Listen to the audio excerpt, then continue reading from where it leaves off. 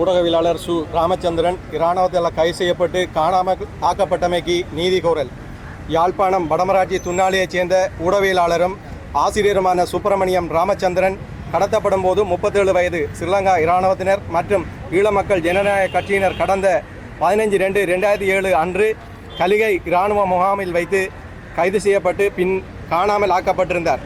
கலிகை சந்தியில் அமைந்திருந்த ஸ்ரீலங்கா இராணுவ படை முகாமில் வைத்து சம்பவ தினத்தன்று மாலை விசாரணைக்காக அழைத்துச் செல்லப்பட்டமையும் குறித்த சம்பவத்துடன் அக்காலகட்டத்தில் இராணுவத்துடன் சேர்ந்து இயங்கிய ஈழமக்கள் ஜனநாயக கட்சியைச் சேர்ந்தவர்களுக்கு நேரடி தொடர்பு இருந்தமை தொடர்பிலும் வடமராட்சி பல்லப்பை படை முகாமில் பல வருடங்களாக தடுத்து வைக்கப்பட்டிருந்தமை தொடர்பிலும் கண்கண்ட சாட்சியங்கள் அடிப்படையில் முன்னைய ஜனாதிபதி ஆணைக்குழுவான பரணகம ஆணைக்குழுவில் பெற்றோர் மற்றும் சகோதரி ஆகியோரால் முறைப்பாடு செய்யப்பட்டுள்ளது.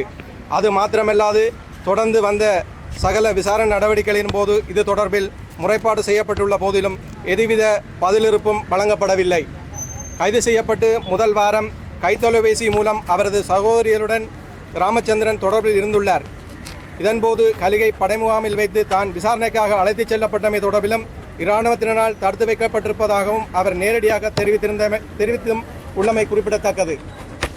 குறித்த சம்பவம் இடம்பெற்று இன்று 19 வருடங்கள் கடந்துள்ள நிலையில் அரசு தரப்பு இது தொடர்பில் அவருக்கு என்ன நேர்ந்தது என்பதை கண்டறியவோ உரிய நீதி விசாரணையை முன்னெடுக்கப்படவோ சம்பந்தப்பட்டவர்களை சட்டத்தின் முன் நிறுத்தவோ எதுவித நடவடிக்கைகளும் இதுவரை எடுக்கப்படவில்லை. இடைப்பட்ட காலத்தில் 2018ஆம் ஆண்டில் இறுதி காலகட்டத்தில் 3 மாத இடைவெளியில் தந்தையின் தாயும் தனது மகனை காணாமலேயே அடுத்தடுத்து உயிரிழந்துள்ளனர். ஏனைய கண்கண்ட சாட்சிகளும் கால நீட்சியில் மரணித்து விட்டன. இந்நிலையில் ராமச்சந்திரன் சகோதரி மட்டுமே தற்போது உயிர் வாழும் சாட்சியமாக நம்மிடையே வாழ்ந்து வருகின்றார். அது மாத்திரமல்லாது கால நீட்சியும் ஏமாற்றமும் ஏற்படுத்திய உளச்சோர்வுக்கும் ஆட்படுத்தப்பட்டுள்ள நிலையிலும் இன்றும் தனது சகோதரனை காணும் பேராவலுடன் அவரது சகோதரி ஏக்கத்துடன் காத்திருக்கின்றார். காணாமல் ஆக்கப்பட்ட பின் அவருக்கு என்ன நடந்தது என்பதை நிரூபிக்கும் வகையிலான வலுவான சாட்சியங்களும் நேரில் கண்ட சாட்சிகளும் உள்ளதானதொரு அரிதான சம்பவங்களில் ஒன்றாக ராமச்சந்திரனின் விடயம் இருந்தபோதிலும் இதுவரை அதற்கான நீதி பொறுமுறை ஆரம்பிக்கப்படாமலே வலிந்து மௌனிக்க செய்யப்பட்டுள்ளது. அத்துடன் 2004ஆம் ஆண்டு முதல் 2010ஆம் ஆண்டு வரை காலகட்டத்தில் ஊடகவியலாளர்கள் மற்றும் ஊடகப் பணியாளர்கள் என 44 பேர் கொல்லப்பட்டும் கடத்தப்பட்டும் உள்ளனர் என இலங்கை ஜனநாயகத்துக்கான ஊடகவியலாளர் அமைப்பு அறிக்கையிட்டுள்ளது. இது தவிர இறுதிப்போர் காலகட்டத்திலும் இவ்வாறு பலர் கொல்லப்பட்டுள்ளனர். தமிழ் ஊடக நிறுவனங்கள் மீதும் காலத்துக்கு காலம் பாரதூரமான தாக்குதல் சம்பவங்கள் மேற்கொள்ளப்பட்டுள்ளன.